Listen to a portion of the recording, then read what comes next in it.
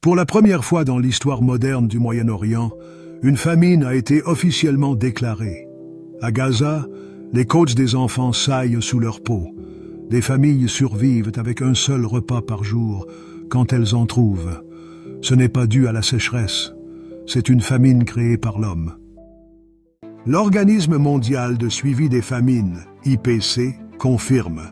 Gaza a franchi le seuil de famine. Plus d'un demi-million de personnes souffrent de faim extrême. Dans quelques semaines, plus de 600 000 risquent de mourir. Des enfants squelettiques, des nouveau-nés sans lait, des hôpitaux sans eau ni médicaments. Cette famine n'est pas une catastrophe naturelle, c'est le résultat de politiques délibérées et de bombardements. Selon l'ONU et des ONG, les frontières sont bouclées. Israël contrôle presque tous les points de passage et limite drastiquement nourriture, médicaments et carburant. Les convois patientent des jours, une infime partie seulement des besoins entrent. L'électricité a été coupée et le carburant bloqué. Sans énergie, les systèmes d'eau, les boulangeries et les hôpitaux se sont effondrés. Les bombardements ont dévasté la vie civile.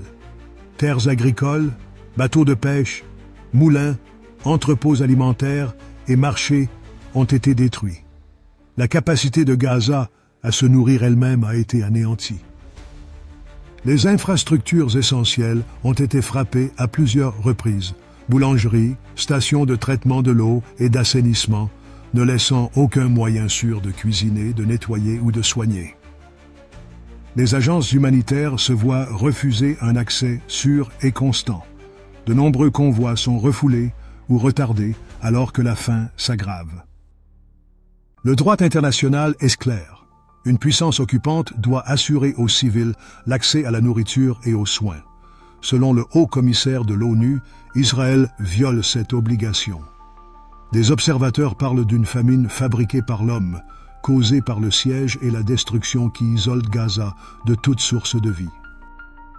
Cette famine peut être évitée. Les organisations humanitaires implorent un cessez-le-feu immédiat, des couloirs humanitaires sûrs et un accès sans entrave à la nourriture et aux médicaments.